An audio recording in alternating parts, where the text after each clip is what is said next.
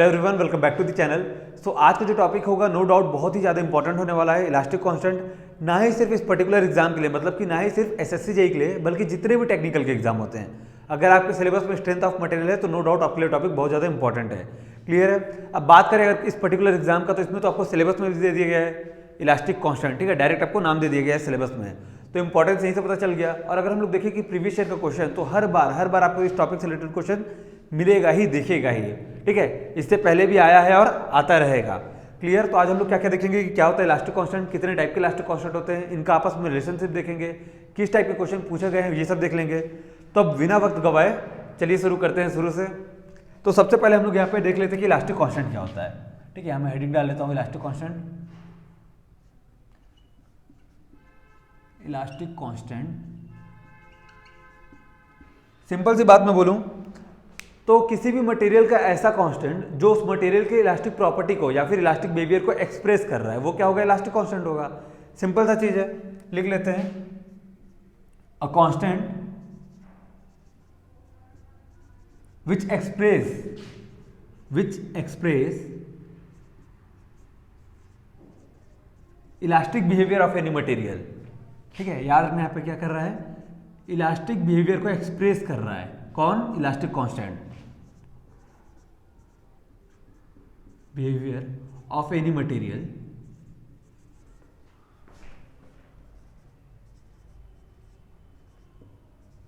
a constant which express the elastic behavior of any material is known as elastic constant for that material। ठीक है, अब यहाँ पे ध्यान देना कि अलग अलग मटेरियल के लिए जो इलास्टिक कांस्टेंट है, इनका वैल्यू भी अलग अलग होने वाला है।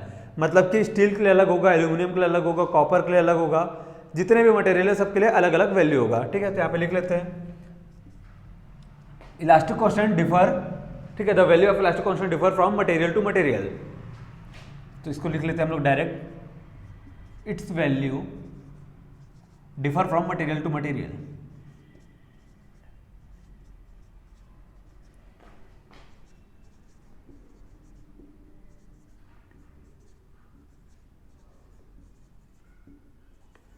स्टील के लिए इसका वैल्यू कई बार डायरेक्ट पूछा जा चुका है। ठीक है, तो अपन देख लेंगे कि स्टील के लिए वैल्यू क्या क्या होगा।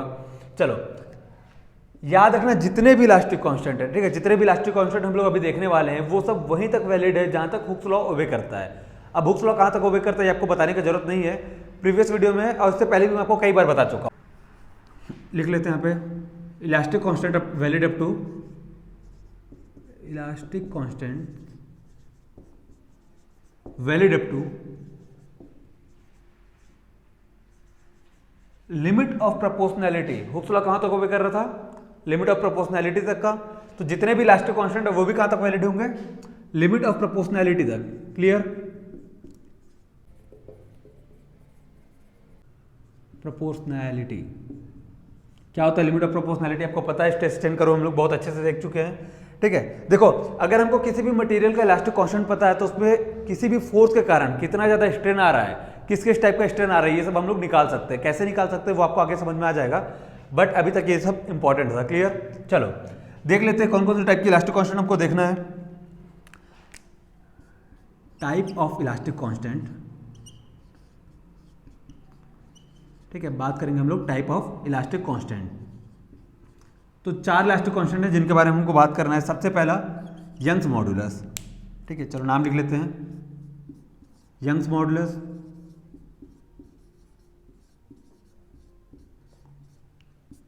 देन दूसरा होगा यंग्स मॉडुलस के बाद बात करेंगे हम लोग शियर मॉडुलस का, then bulk modulus and Poisson ratio. तो इसको नंबर 1 डाल देते हैं।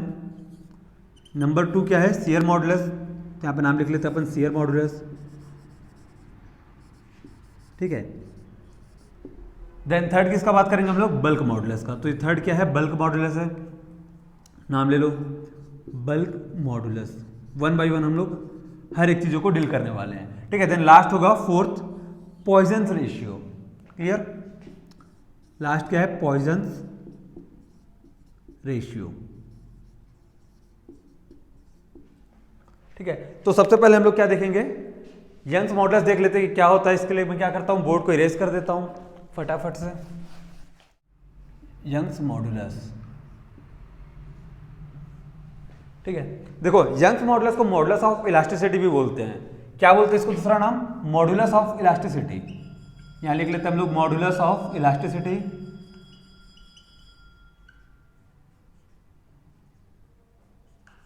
ठीक है, it is denoted by capital A. क्या से डिनोट करते हैं इसको? कैपिटल ए से। ठीक, चलो अब देख लेते हैं कि क्या होता है ये यंग्स मॉडुलस। सिंपल सा डेफिनेशन है, Young's modulus is the ratio of normal stress to normal strain up to limit of proportionality. ठीक है, क्या बोला मैं? Young's modulus is the ratio of normal stress, याद रखना normal stress to normal strain. ठीक है, to normal strain up to limit of proportionality. ठीक है, हमको पता ही है कि जितने भी इलास्टिक कांस्टेंट है वो कहां तक वैलिड है? Up to limit of proportionality तक। क्लियर? देखो अब ये यंग्स मॉडुलस हमको मिला कहां से? ठीक है, जस्ट प्रीवियस वीडियो में हम लोग क्या देखे थे? हुक्स लॉ देखे थे। क्या होता था Hooke's law? According to Hooke's क्या था? अकॉर्डिंग टू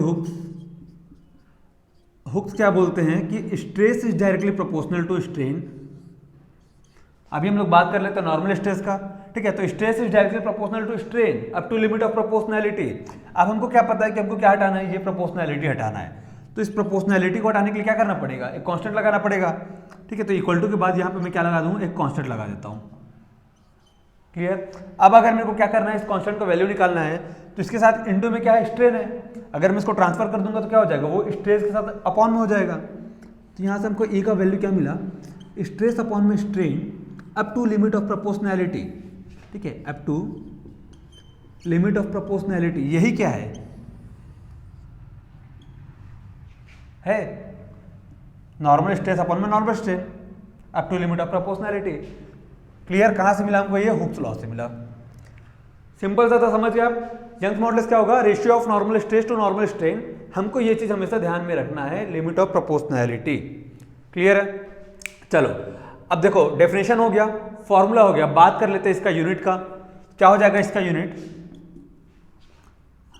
ठीक है, सबसे पहले तो बात कर लेते हैं हम लोग एसआई यूनिट का। देखो किसी भी चीज का यूनिट उसके फॉर्मूला से मिल जाता है हमको। यहाँ पे क्या है? स्ट्रेस अपॉन में स्ट्रेन है। स्ट्रेस का फॉर्मूला क्या होता है? स्ट्रेस होता है P बाई ए। ठीक है, स्ट्रेस क्या होता है? P बाई ए, जिसका यूनिट क्या था? न्यूटन पर मीटर स्क्वायर था। ऐसा यूनिट का बात कर रहे हैं हम लोग। स्ट्रेस का फॉर्मूला था P बाई ए और उसका यूनिट था न्यूटन पर मीटर स्क्वायर। नीचे में क्या है? स्ट्रेन है। अब स्ट्रेन का क्या था formula? Change in length divide by original length, या फिर change in dimension divide by original dimension. अब इसका फॉर्मूला का बात करें तो ये क्या था? फॉर्मूला तो यही था। यूनिट का बात करें तो ये यूनिटलेस था, पता है हमको। तो यहाँ से देखो स्ट्रेस का यूनिट क्या मिला? न्यूटन पर मीटर स्क्वायर, और स्ट्रेन था यूनिटलेस। तो अल्टीमेटली जो यंग्स मॉडुलस का यूनिट आने वाला है वो क्या आने वाला है? एसआई यूनिट का बात कर रहा हूँ मैं यहाँ पे, न्यूटन पर मीटर स्क्वायर ही आने वाला है। क्यों? क्योंकि स्ट्रेन क्या है? यूनिटलेस है। क्लियर? तो ये एक इसका यूनिट हो गया। इसका एक और इंपॉर्टेंट यूनिट है जो अक्सर आपको क्वेश्चन में देखने के लिए मिलता है, पास्कल। ठीक है, स्ट्रेस का एक और यूनिट क्या है? पास्कल। सॉरी, स्ट्रेस का नहीं, यंग्स मॉडुलस का। ठीक है, स्ट्रेस का भी है, यंग्स मॉडुलस का भी, दोनों का है।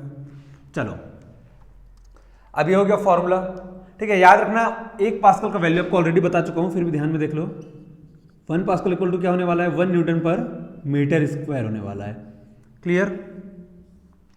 ठीक है, अब आपको बोला था कि कुछ इंपॉर्टेंट मटेरियल है जिनके लिए इलास्टिक कांस्टेंट का वैल्यू आपको डायरेक्ट पूछ सकता है। तो स्टील एक है। ठीक है, उनमें से कौन सा है? स्टील है, जिसका वैल्यू आपको डायरेक्ट पूछ सकता है। तो स्टील के लिए हमेशा इसका वैल्यू याद रखना 200 गीगा पास्कल। 200 giga pascal. ठीक है, गीगा मतलब 10 की पावर 9।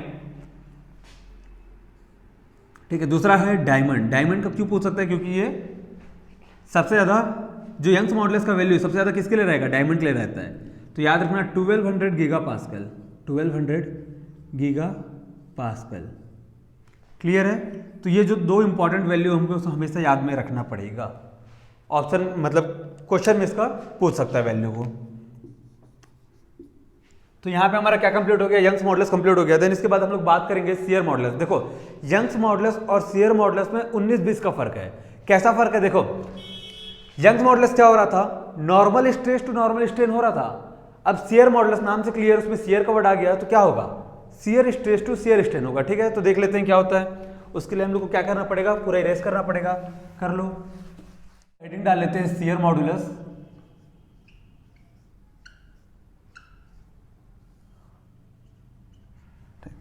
मैं क्या बताया, दोनों में बहुत 19-20 का फर्क होने वाला है। यंग्स मॉडुलस का दूसरा नाम क्या था, मॉडुलस ऑफ इलास्टिसिटी। यहां पे याद रखना शियर मॉडुलस का और क्या बोलते हैं, मॉडुलस ऑफ रिजिडिटी।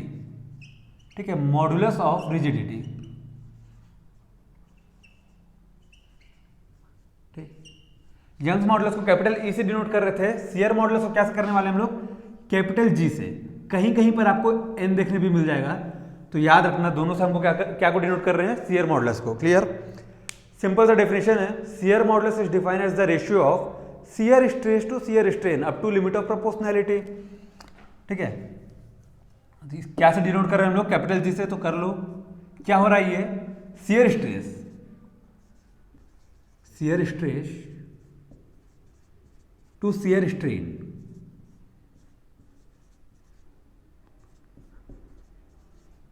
ये भी कहां तक वैलिड है, up to limit of proportionality तक वैलिड है। जितने भी इलास्टिक कांस्टेंट है कहां तक वैलिड रहेंगे ये, up to limit of proportionality.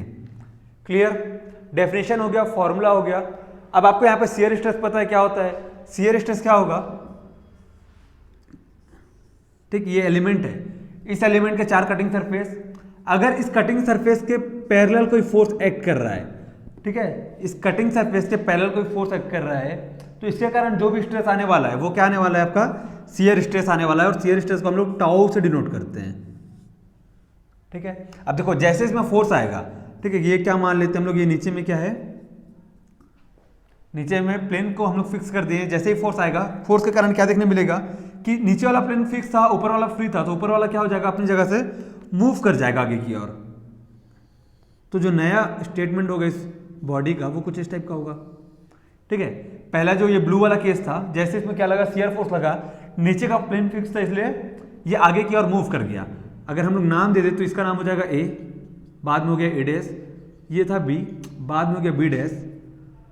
ठीक है, नीचे का नाम दे दे सी और डी, सी और डी।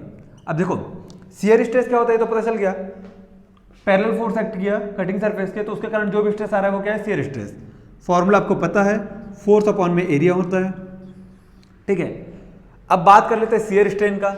नीचे मैं आपको ऑलरेडी बता चुका हूं क्या होता है शियर स्ट्रेन। शियर स्ट्रेन होता है ये जो एंगल में जो भी चेंजेस आ रहा है, एंगल में जो भी चेंजेस आ रहा है वही क्या है, शियर स्ट्रेन है। Shear strain is angular distortion between two mutual perpendicular plane. Clear, चलो ये हो गया फाई। इसके लिए भी आपको फॉर्मूला बता दिया था, क्या होता है, लेटरल डिस्प्लेसमेंट मतलब कि ए डैश डिवाइड बाई ये जो अपना एडजेसेंट साइड है, कौन सा है, ए सी, ये क्या होगा, शियर स्ट्रेन होगा। या फिर बात क्या कर रहे हैं हम लोग, अभी तो हम लोग इस ट्रायंगल को देख रहे हैं, सेम इस ट्रायंगल को देखते हैं तो फॉर्मूला क्या हो जाता, बी बी डैश अपॉन में बी डी। क्लियर, तो क्या पता चल गया हमको, यहां से हमको ये पता चल गया कि shear modulus equal to shear stress upon में शियर स्ट्रेस अपॉन में शियर स्ट्रेन। शियर स्ट्रेस कैसे निकलेगा, शियर स्ट्रेस निकलेगा इस फॉर्मूला से जिसको हम लोग टाउ से रिप्रेजेंट कर रहे हैं, और शियर स्ट्रेन निकलेगा कैसे, ए डैश अपॉन में ए सी, जिसको हम लोग 5 से रिप्रेजेंट कर रहे हैं। क्लियर, तो यहां से हमको क्या मिला formula, shear modulus is equal to shear stress upon में shear strain up to limit of proportionality. Clear है, अब देख लो इसका भी यूनिट देख लेते हैं। शियर स्ट्रेस का यूनिट क्या होता है, सेम न्यूटन पर मीटर स्क्वायर या फिर पास्कल, और शियर स्ट्रेन यूनिटलेस है। तो अल्टीमेट जो इसका भी यूनिट आने वाला है, इसका भी क्या आने वाला है, यूनिट आने वाला है, वो क्या होगा, न्यूटन पर मीटर स्क्वायर होगा, जो कि एसआई यूनिट है, या फिर इसको हम लोग पास्कल भी बोल सकते हैं। Clear, 1 pascal equal to newton पर मीटर स्क्वायर। चलो ठीक है, याद रखना इसके लिए भी स्टील का वैल्यू, यहां मैं जी से डिनोट कर रहा हूं, स्टील के लिए क्या हो जाएगा, देखो 79.3 गीगा पास्कल।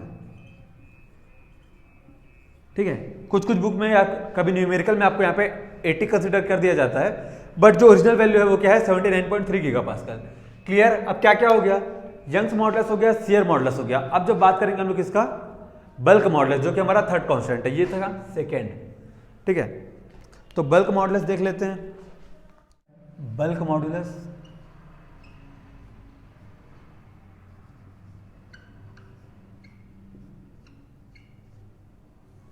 ठीक है, तो थर्ड क्या है, बल्क मॉडुलस है। देखो बल्क मॉडुलस को डायलेशन कांस्टेंट भी बोलते हैं, ठीक है, क्या बोलते हैं इसको, और डायलेशन कांस्टेंट पहले लिख लेते हैं, देन समझेंगे क्या होता है ये डायलेशन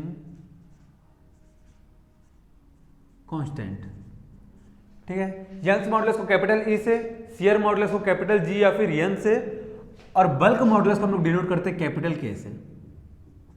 क्लियर? देखो थोड़ा समझना क्या होता है ये।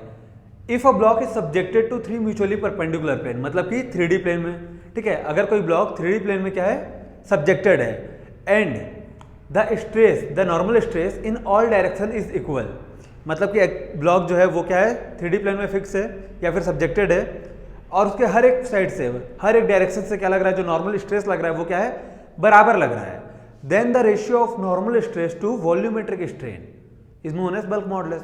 क्लियर? देखो जो हम लोग सबसे पहले क्या बात किए थे, हम लोग सबसे पहले बात किए थे यंग्स मॉडुलस। यंग्स मॉडुलस में किसके साथ डील कर रहे थे हम लोग, नॉर्मल स्ट्रेन के साथ। देन बात की हम लोग शियर मॉडुलस का, शियर मॉडुलस में क्या किए, शियर स्ट्रेन के साथ डील किए। अब बात कर रहे हैं बल्क मॉडुलस का, तो बल्क मॉडुलस क्या है, पूरा बल्क का बात हो रहा है, पूरा का पूरा वॉल्यूम का बात हो रहा है। देन हम लोग किसका बात करने वाले हैं यहाँ पे, वॉल्यूमेट्रिक स्ट्रेन की बात करेंगे, ठीक है। सो क्या था डेफिनेशन, डेफिनेशन ऐसा था कि if a block is subjected to 3 mutually perpendicular plane, तो यहाँ पे हम लोग सबसे पहले क्या बना लेंगे, 3 म्यूचुअली परपेंडिकुलर प्लेन बनाएंगे। ये क्या हमारा 3 म्यूचुअली परपेंडिकुलर प्लेन हो गया, ठीक है। अब यहाँ पे एक ब्लॉक को सब्जेक्टेड करा देते हैं, जैसा कि हमारे डेफिनेशन में है, if a block is subjected to 3 mutually perpendicular plane था, तो यहाँ पे चलो ये भी कर लेते हैं, ठीक है।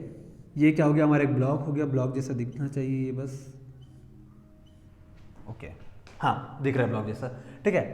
क्या है ये एक ब्लॉक है जो कि 3 म्यूचुअली परपेंडिकुलर डायरेक्शन में है। ये डायरेक्शन का नाम है x, इसका नाम दे देते हैं हम लोग y, और इस डायरेक्शन का नाम देते हैं z। क्लियर? अब क्या बोला है आगे कि जो नॉर्मल स्ट्रेस लगने वाला है वो हर एक साइड से इक्वल लगने वाला है, मतलब कि z डायरेक्शन से जो भी लगेगा नॉर्मल स्ट्रेस, x डायरेक्शन से जो भी लगेगा नॉर्मल स्ट्रेस, और y डायरेक्शन से जो भी नॉर्मल स्ट्रेस लगेगा वो सब क्या होने वाला है, बराबर है। कहने का मतलब ये है कि sigma z is equal to sigma x equal to sigma y। Clear? यहाँ लिख लेते हैं sigma x equal to sigma y equal to sigma z, ठीक है। ये तीनों एक दूसरे के इक्वल है, चलो इनको नाम देते थे हम लोग, एक ही नाम देते थे सिग्मा n। सिग्मा n क्यों, क्योंकि ये क्या है, नॉर्मल स्ट्रेस है, ठीक है। अब देखो इस सिग्मा n को हम लोग और क्या बोल सकते हैं, हाइड्रोस्टैटिक स्ट्रेस बोल सकते हैं। क्या बोल सकते हैं, और हाइड्रोस्टैटिक स्ट्रेस, हाइड्रोस्टैटिक, ठीक है। क्यों बोल रहे इसको हाइड्रोस्टैटिक, सॉरी, क्यों बोल रहे हैं इसको हाइड्रोस्टैटिक स्ट्रेस?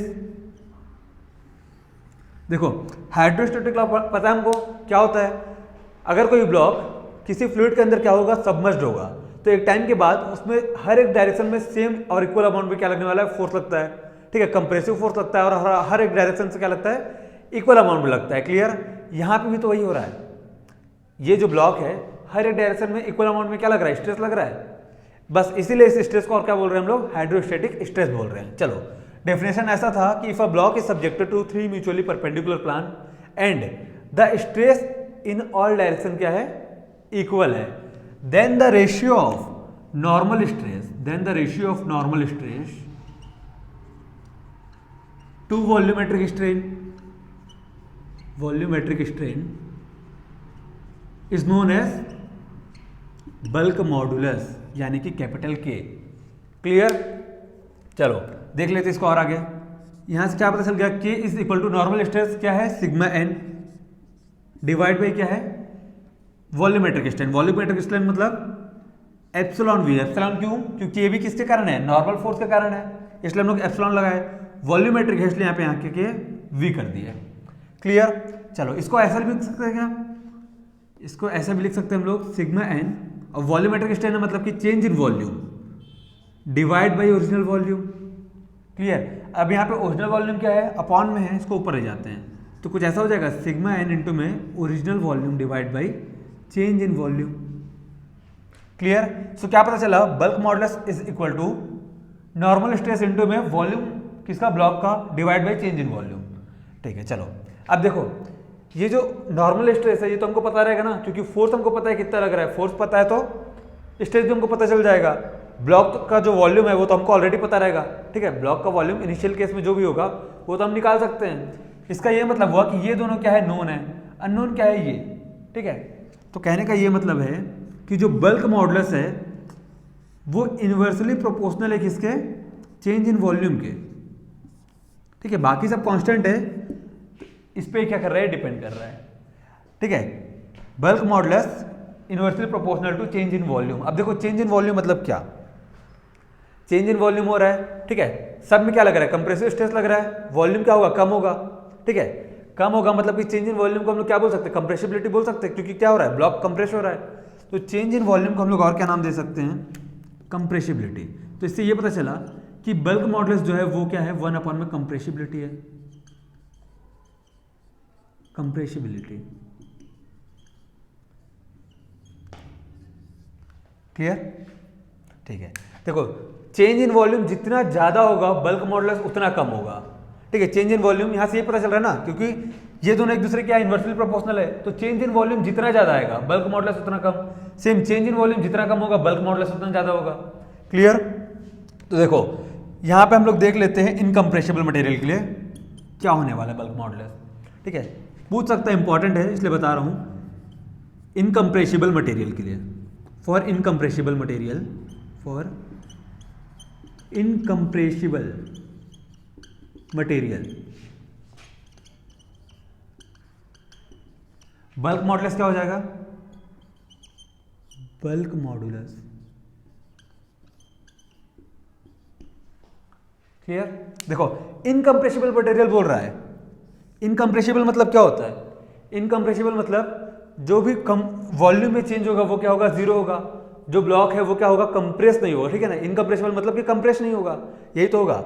मतलब कि इनकम्प्रेसिबल मटेरियल के लिए चेंज इन वॉल्यूम क्या है, फॉर इनकम्प्रेसिबल मटेरियल, यहां पे लिख लेते हैं अपन, for incompressible material change in volume is equal to zero, है ना। वॉल्यूम में कोई चेंज नहीं होगा तभी क्या है, वो इनकम्प्रेसिबल है।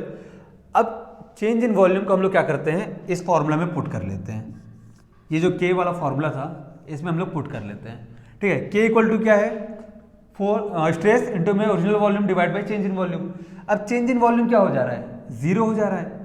अब हमको क्या पता है, किसी भी अपॉन में क्या आ जाए, अगर जीरो आ जाए तो उसका जो आउटपुट होने वाला है वो क्या हो जाता है, इनफाइनाइट हो जाता है, ठीक है। तो इससे क्या पता चला, फॉर इनकम्प्रेसिबल मटेरियल यानी कि change in volume zero, bulk modulus is equal to, bulk modulus is equal to infinite. Clear है। इस चीज को याद रखना, डायरेक्ट पूछ सकता है, एसएससी जेईई का लायक क्वेश्चन है, ठीक है। For incompressible material bulk modulus is infinite. अब देख लो इसका यूनिट का बात कर लेते हैं। क्या था फॉर्मूला, फॉर्मूला है स्ट्रेस अपॉन में वॉल्यूमेट्रिक स्ट्रेन, ठीक है। नॉर्मल स्ट्रेस अपॉन में वॉल्यूमेट्रिक स्ट्रेन।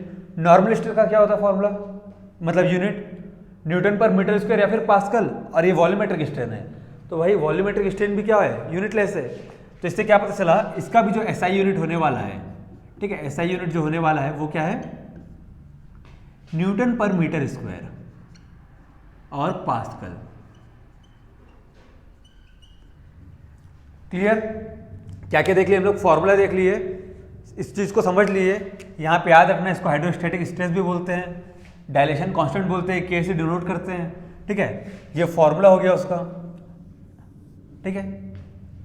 और क्या देख लिए कि ये इनकम्प्रेसिबिलिटी का क्या है, इन्वर्सली प्रोपोर्शनल है। फॉर इनकम्प्रेसिबल मटेरियल इसका वैल्यू क्या होने वाला है, इनफाइनाइट होने वाला है। ये भी देख लिया, यूनिट भी देख लिया, सब चीज देख लिया, ठीक है। चलो अब हमारा यहाँ तीसरा इलास्टिक कांस्टेंट भी क्या हो गया, कंप्लीट हो गया। बात कर लेते हैं फोर्थ और लास्ट इलास्टिक कांस्टेंट जो कि है पॉइजन्स रेशियो। ओके, सो फोर्थ है पॉइजन्स रेशियो, ठीक है, इंपॉर्टेंट है ये भी बाकी सभी के जैसे, पॉइजन्स रेशियो, ठीक। देखो पॉइजन्स रेशियो को म्यू से भी डिनोट करते हैं, न्यू से भी डिनोट करते हैं, और किसी किसी बुक में आपको क्या मिलेगा, 1/m भी देखने मिलेगा। मतलब कि it is denoted by mu, new and 1/m। Clear. Mu, new, 1/m, ये तीनों इसके क्या है, डिनोशन है। देखो अब क्या होता है, सिंपल सा बात है, Poisson's ratio is the ratio of lateral strain to longitudinal strain. Up to limit of proportionality. Clear? ठीक है। यंग्स मॉडुलस में किससे डील किए? Normal strain. Then shear modulus में शियर स्ट्रेन। बल्क मॉडुलस में किससे किए? Volumetric strain. अब पॉइजन रेशियो आ गया तो इसमें किससे कर रहे हैं? लेटरल और लॉन्गिट्यूडिनल स्ट्रेन से। क्लियर? तो देखो क्या हो रहा है, Poisson ratio is the ratio of lateral strain to longitudinal strain. Lateral strain to longitudinal strain. Longitudinal strain. Clear है? अकॉर्डिंग टू डेफिनेशन यही होने वाला है, बट याद रखना कि इस फॉर्मूला में आउटपुट में क्या होने वाला है? माइनस होगा। ठीक है, बाहर की ओर क्या होगा? एक नेगेटिव साइन होगा। अब ये नेगेटिव साइन क्यों होगा? याद रखो, लेटरल स्ट्रेन और लॉन्गिट्यूडिनल स्ट्रेन ये दोनों अपोजिट इन नेचर होते हैं। ठीक है, ये दोनों का जो नेचर है वो क्या होगा? अपोजिट होगा। अगर एक टेंसाइल है तो दूसरा क्या होने वाला है? कंप्रेसिव है, ऑटोमेटिक होने वाला है। देखो किसी भी इंजीनियरिंग मटेरियल की बात कर रहे हैं, थोड़ा सा समझ लेते हैं। वही पुराना एग्जाम्पल जो कि हमको सब कुछ समझा देगा। क्या हो गया? एक सर्कुलर बार, इनिशियल लेंथ है इसका L, इनिशियल डायमीटर क्या है? D। क्लियर है? अब मैं लगा लेता हूं इसमें नॉर्मल फोर्स। ठीक है, नॉर्मल फोर्स लगा लिया जो कि टेंसाइल इन नेचर है। ये मेरा P हो गया नॉर्मल फोर्स। ठीक है, जो क्या कर रहा है? टेंशन अप्लाई कर रहा है, पुल कर रहा है। ठीक, जैसे इसमें क्या लगा? फोर्स लगा। जैसे इसमें क्या लगता है? फोर्स लगेगा। फोर्स के कारण क्या होने वाला है? ये इसका जो डायमेंशन है वो चेंज हो जाएगा।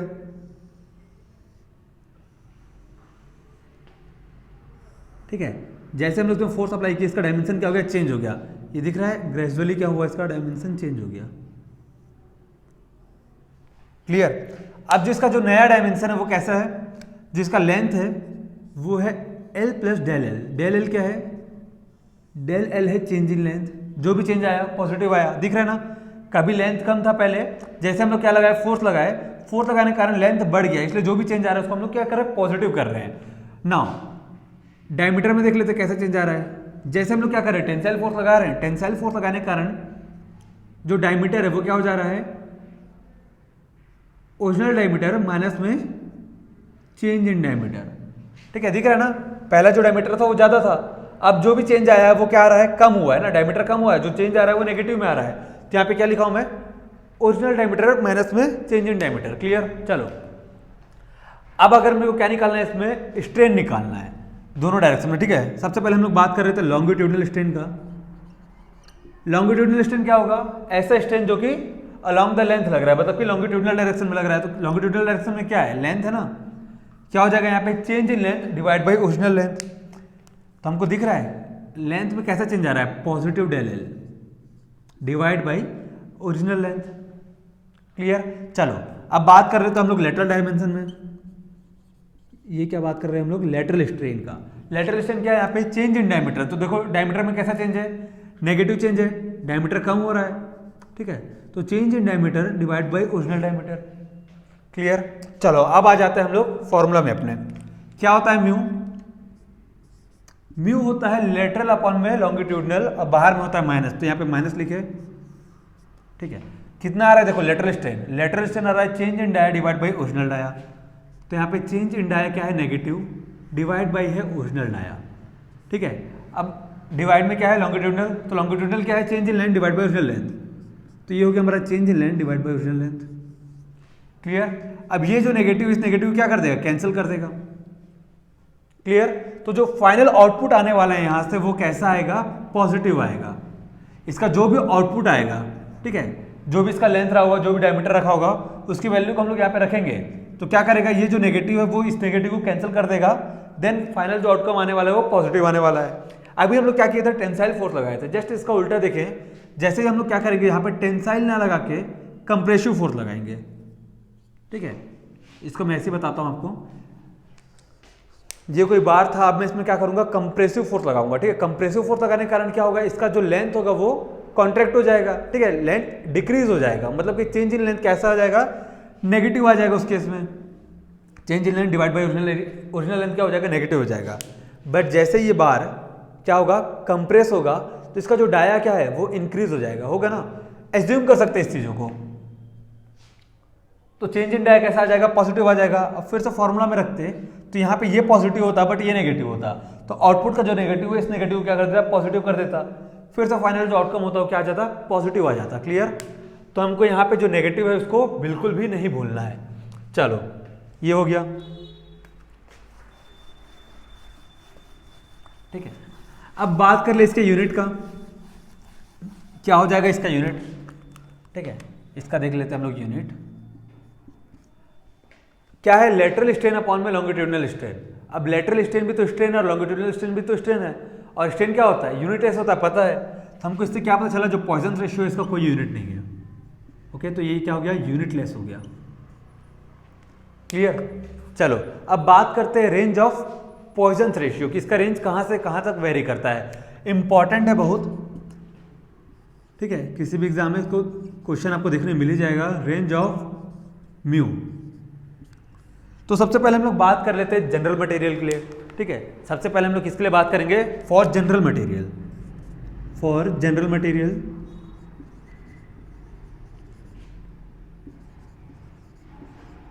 किसी भी सामान्य मटेरियल के लिए इसका रेंज कहाँ से कहाँ तक वेरी करेगा। तो याद रखना, फॉर जनरल मटेरियल जिसका रेंज है वो होने वाला है नेगेटिव से लेके 0.5 तक। क्लियर। किसी भी सामान्य मटेरियल के लिए जो इसका रेंज है वो है माइनस से लेके 0.5 तक। बट अभी तो हम लोग देखें कि पॉइजन रेशियो का वैल्यू क्या हो सकता है, नेगेटिव बिल्कुल नहीं हो सकता, अभी देखे ना हम लोग। तो याद रखना, इसीलिए यहाँ पे क्या लिखा हूँ मैं, जनरल मटेरियल, ठीक है। ऐसे मटेरियल जैसे ही उसमें हम लोग क्या लगा रहे हैं, टेंसाइल फोर्स लगा रहे हैं, तो उसमें लेंथ के साथ साथ डायमीटर में भी इंक्रीज आएगा। वो मटेरियल में क्या आने वाला है, इसका वैल्यू नेगेटिव आने वाला है, ठीक है। बायो या फिर मेडिकल के फील्ड में इसका यूज होता है। जेनेटिक मटेरियल, एग्जाम्पल याद रख लो, जेनेटिक मटेरियल में होता है ये, ठीक है। जेनेटिक मटेरियल, नैनो ट्यूब, ठीक है। जहां आपको ऑप्शन में दिख गया नैनो ट्यूब, उसके लिए इसका वैल्यू क्या होता है, नेगेटिव भी होता है।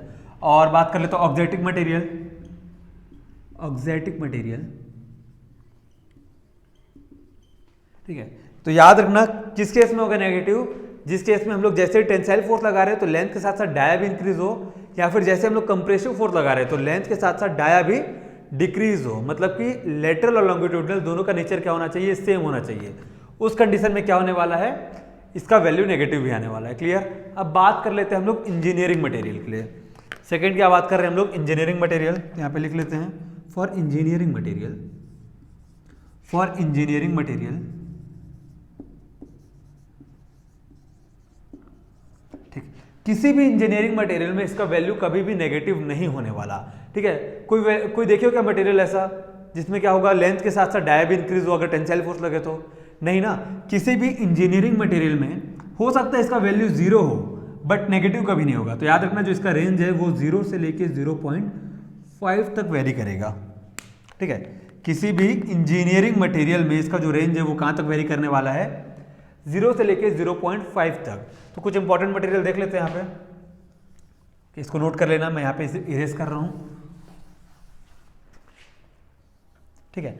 तो सबसे पहले हम लोग देख लेते हैं किसके लिए, इनकम्प्रेसिबल मटेरियल के लिए। सबसे पहले किसके लिए बात कर लेते हैं हम लोग, इनकम्प्रेसिबल मटेरियल के लिए।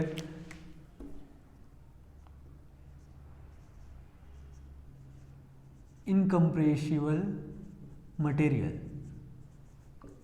ठीक है। इसके लिए बल्क मॉडुलस का वैल्यू क्या था, इनफाइनाइट है। अब देख लेते हैं पॉइजन रेशियो का वैल्यू क्या होने वाला है। तो देखो, किसी भी इनकम्प्रेसिबल मटेरियल के लिए जो म्यू का वैल्यू है वो मैक्सिमम होगा, ठीक है, 0.5 होगा, ठीक है। एग्जाम्पल क्या क्या है इनकम्प्रेसिबल मटेरियल का, एग्जाम्पल के लिए याद रख लो, आइडियल फ्लूइड, आइडियल फ्लूइड, ठीक है। रबर, रबर भी क्या है, इनकम्प्रेसिबल है, ठीक है, रबर। दूसरा clay, clay is also consider as incompressible, ठीक है। तो इसके लिए हम जो म्यू का वैल्यू है वो क्या होने वाला है, मैक्सिमम होने वाला है। अब सेकंड हम लोग बात करते हैं कॉर्क। सेकंड एग्जांपल किसका देख लेते हैं, कॉर्क का। कॉर्क क्या होता है, देखो ग्लास का बॉटल होता है, ठीक है। ग्लास का बॉटल होता है जिसमें क्या रहता है, केमिकल रहता है। ये हमारा क्या हो गया, एक बॉटल हो गया, ठीक है। इसके अंदर क्या रहता है, केमिकल वगैरह रहते हैं। तो इस बॉटल को पैक करने के लिए लकड़ी का, ठीक है, हार्ड वुड का यूज होता है, ठीक है, ऐसा कुछ देखे होगे, ये क्या है, वुड का बना हुआ क्या रहता है, क्लोजर रहता है, बॉटल क्लोजर, ठीक, इसी को क्या बोलते हैं हम लोग, कॉर्क बोलते हैं, इसी का नाम क्या है, कॉर्क, CORK, कॉर्क। अब देखो इसमें क्या होने वाला है, हो सकता है इस लिक्विड के कारण या फिर प्रेशर के कारण इसका जो लॉन्गिट्यूडनल डायरेक्शन है, ठीक है, इसका जो लॉन्गिट्यूडनल डायरेक्शन है उसमें कुछ चेंज आ जाए। इट इज पॉसिबल कि लॉन्गिट्यूडनल डायरेक्शन में कुछ चेंज आ जाए, बट इट्स इम्पॉसिबल कि इसमें क्या है, लेटरल डायरेक्शन में कोई चेंजेस आए, ठीक है। ये बॉटल चारों साइड से इसको कवर करके रखा है, ये बिल्कुल भी इसको क्या नहीं होने देने वाला है, एक्सपांड नहीं होने देने वाला है, क्लियर। इसलिए क्या होगा, लेटरल स्ट्रेन क्या हो जाएगा, 0। जब लेटरल डायमेंशन में कोई चेंजेस नहीं आ रहा है तो लेटरल स्ट्रेन क्या होने वाला है, 0 होने वाला है ना। अब देखो यहाँ पे फॉर्मूला क्या है, लेटरल स्ट्रेन अपॉन में लॉन्गिट्यूडनल स्ट्रेन। लेटरल स्ट्रेन अगर किसी का 0 हो जाता है तो ऑटोमेटिकली उसकी वैल्यू क्या हो जाएगी, 0 हो जाएगी। तो याद रखना कॉर्क के लिए म्यू का जो वैल्यू है वो क्या है, 0, क्लियर है। तो मैक्सिमम किसके लिए देख लिए हम लोग, इनकम्प्रेसिबल मटेरियल के लिए, और मिनिमम किसके लिए देख लिया हम लोग, कॉर्क के लिए देख लिया, क्लियर है। चलो अब बात कर लेते हैं हम लोग स्टील का। चलो आइसोट्रॉपिक को पहले देख लेते हैं। फॉर आइसोट्रॉपिक मटेरियल, ठीक है, आइसोट्रॉपिक मटेरियल में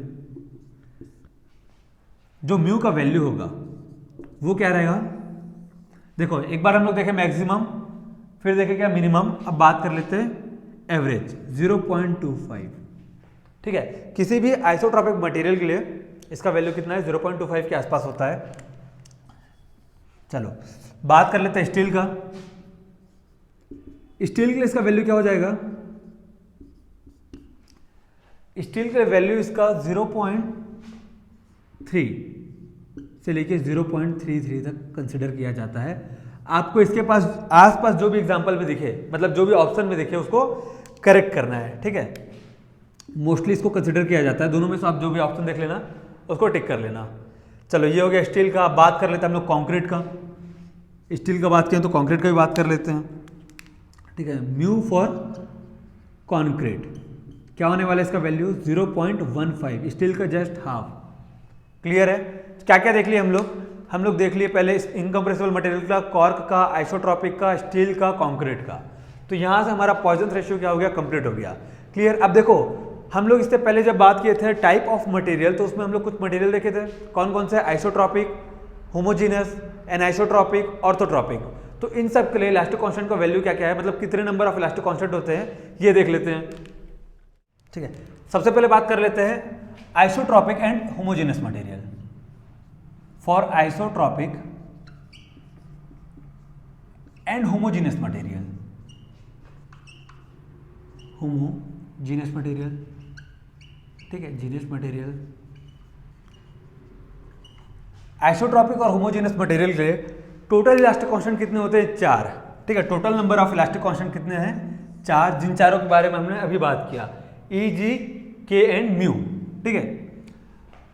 तो ये है हमारे total number of elastic constant, total, जिनमें से इंडिपेंडेंट कितने होते हैं, जो किसी पे डिपेंड नहीं करते, इंडिपेंडेंट इलास्टिक कांस्टेंट ये होते हैं 2, clear. For isotropic and homogeneous material total number of elastic constant is 4 and for independent elastic constant कितने होते हैं, 2। कौन कौन से, Young's modulus and Poisson ratio, ये दोनों क्या है, इंडिपेंडेंट है, क्लियर। अब बात कर लेते हैं हम लोग दूसरा, ऑर्थोट्रॉपिक, ऑर्थोट्रॉपिक मटेरियल, ठीक है। तो इसमें total number of elastic constant होने वाले हैं 12, ठीक है। Total number of elastic constant कितने हैं, 12, और इंडिपेंडेंट इलास्टिक कांस्टेंट कितने हैं, 9, क्लियर, 12 एंड 9। चलो अब लास्ट में हम लोग बात करने वाले हैं किसका, होमोजेनियस, होमोजेनियस तो हो गया, आइसोट्रॉपिक भी हो गया, ऑर्थोट्रॉपिक भी हो गया, अब है एनाइसोट्रॉपिक, आइसोट्रॉपिक मटेरियल, ठीक है। तो total number of elastic constant infinite है और इंडिपेंडेंट कितने हैं, 21।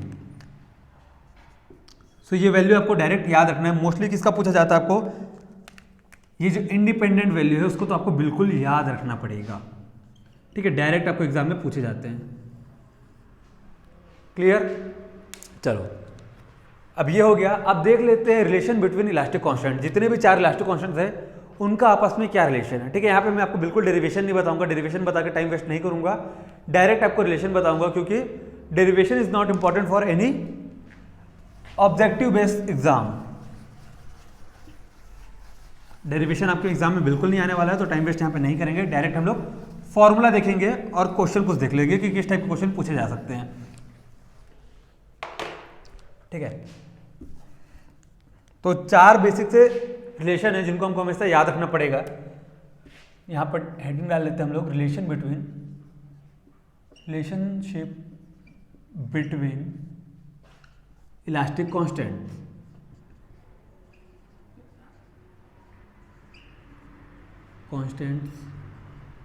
क्लियर? तो सबसे पहला जो रिलेशन है, वो क्या है? E is equal to 2G 1 plus mu. Clear? जो सबसे पहले याद रखना वो क्या है? E is equal to 2G into में 1 प्लस म्यू। क्लियर? देन बात कर ले अब दूसरे इलास्टिक कांस्टेंट का रिलेशन का, जो कि दूसरा रिलेशन है क्या है? देखो E इज इक्वल टू, यहाँ पे 2G था, 2G की जगह यहाँ पे क्या है? 3K। ठीक है, 1 माइनस, यहाँ पे प्लस था यहाँ पे माइनस है, 2 म्यू। क्लियर है? क्या हो गया? हमारे 2 रिलेशन हो गए। बात करें अब तीसरे का, तीसरा क्या है? E is equal to 9kg 3K plus G। ठीक है, तो ये क्या हो गया? हमारा तीसरा रिलेशन हो गया। इन तीनों को हमेशा हमको याद करके रखना है। ठीक है, ये तीनों हमको बिल्कुल भी नहीं भूलना है। जो चौथा है, अगर उसको हम लोग याद नहीं भी कर पा रहे हैं, मान लो हम लोग क्या किए हैं, भूल भी गए हैं, तो भी हम लोग डायरेक्ट निकाल सकते हैं। कैसे निकाल सकते हैं? जो चौथा रिलेशन है वो इन दोनों के कंपेरिजन से आया है। ठीक है, क्या दिख रहा है हमको? E is equal to 2G 1 plus mu. अब यहाँ पे क्या है? E equal to 3K 1 minus 2 mu.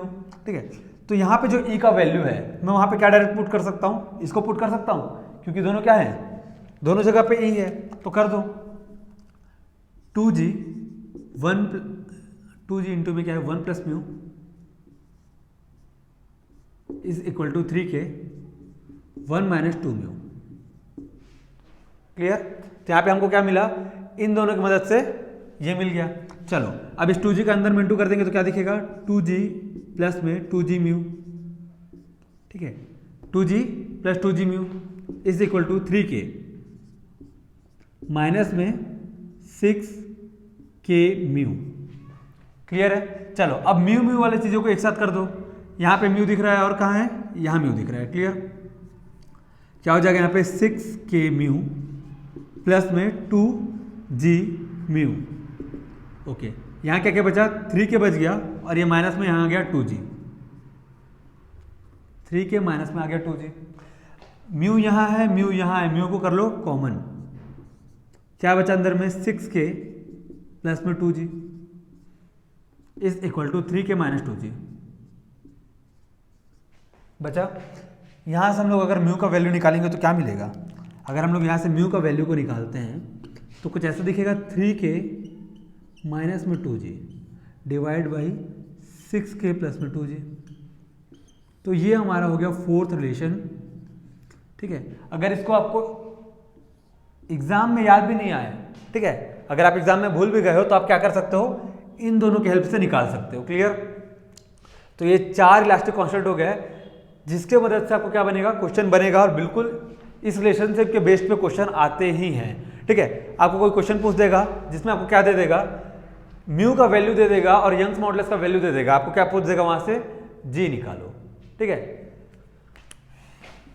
ऐसा क्वेश्चन आपको क्या पूछ सकता है कि कोई एक मटेरियल है जिसके लिए आपको E और म्यू इन दोनों का वैल्यू क्या है? नोन है, आपको क्या निकालना है? G निकालना है। तो इस फॉर्मूला से निकाल लेना। और सेम अगर इन दोनों का वैल्यू दिया हुआ है और किसका पूछा है? बल्क मॉडुलस का वैल्यू पूछा है, तो इस यहां से निकाल लेना है। E भी पता है, म्यू भी पता है, K निकल जाएगा। क्लियर है? तो इन चारों रिलेशनशिप का यूज करके क्वेश्चन बिल्कुल पूछते हैं और पूछा जाता है। ठीक, तो आज के इस लेक्चर में हमने क्या क्या देखा? आज हमने बात किया इलास्टिक कांस्टेंट का कि क्या होता है इलास्टिक कांस्टेंट, कितने टाइप के इलास्टिक कांस्टेंट है ये भी देख लिए। ठीक है, फिर चारों टाइप को हम लोग क्या किए? डिटेल में डील किए। जितने क्वेश्चंस बन सकते थे, जितने शॉर्ट पॉइंट्स में क्वेश्चन बन सकते थे, पॉइंट टू पॉइंट हमने उन चीज़ों को नोट किया, उन चीज़ों के बारे में देखा। देन हमने फिर बात किया रिलेशनशिप बिटवीन इलास्टिक कांस्टेंट, चारों फॉर्मूला हमने देखे, 4 में से 3 तो हमको याद रखना ही है। गलती से अगर हम लोग ये भूल जाते हैं तो इसको हम लोग सॉल्व कर सकते हैं, निकाल सकते हैं, ठीक है, फॉर्मूला को हम लोग डायरेक्ट निकाल सकते हैं। बट अच्छा क्या होगा कि हमको इसको याद रखे तो, क्योंकि वरना ये थोड़ा सा टाइम टेकिंग हो जाएगा, और वैसे भी एग्जाम में टाइम का बहुत ज़्यादा वैल्यू होता है। क्लियर? चलो, आज संडे था, क्वेश्चन सीरीज आने वाला है, ठीक है, होपफुली आज रात को या फिर सुबह सुबह कल अपलोड हो जाएगा वो, ठीक है। अगर आप चैनल पे नए हो, चैनल सब्सक्राइब नहीं किए हो, चैनल को सब्सक्राइब करो, अपने दोस्तों को शेयर करो, ठीक है। तो मिलते हैं अगले वीडियो में, थैंक यू।